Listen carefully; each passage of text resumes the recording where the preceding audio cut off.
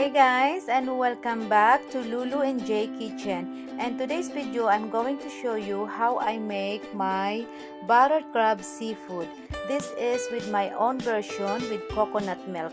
So let's get started. Sa isang pan, kung nakikita nyo guys, mayroon na ako ditong butter and onion.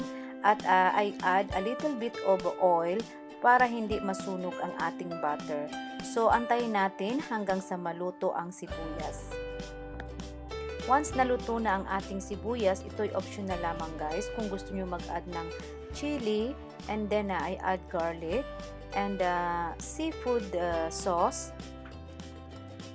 Ito siya. And I add a tomato paste and the sweet and chili sauce kung gusto nyo ng maanghang. And I mix it together. And I add a seafood spice,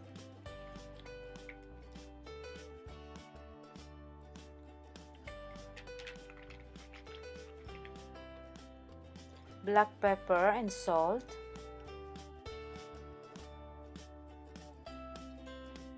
and then we will add the shrimp and mix it together and simmer for 2 to 3 minutes.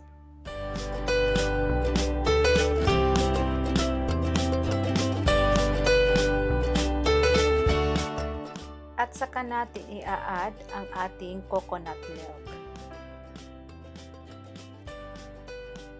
Pwede rin fresh ang gamitin nyo guys, but sa akin ang ginamit ko is yung nasa can. And then, i-add na natin ang ating crab.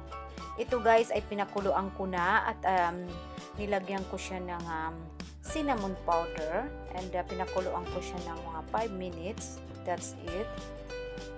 Para maalis yung kanyang langsa. Depende yan sa inyo kung gusto nyo lagyan ng ginger, garlic, pwede rin.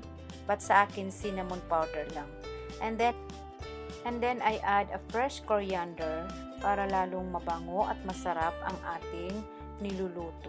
And then wait na lang tayo guys ng mga ilang minuto at ready to serve na itong ating napakasarap na buttered crab seafood.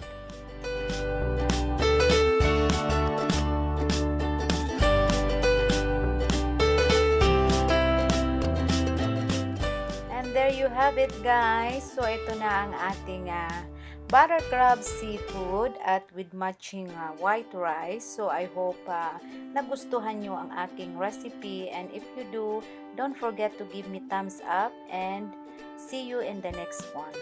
Thank you guys. Bye bye.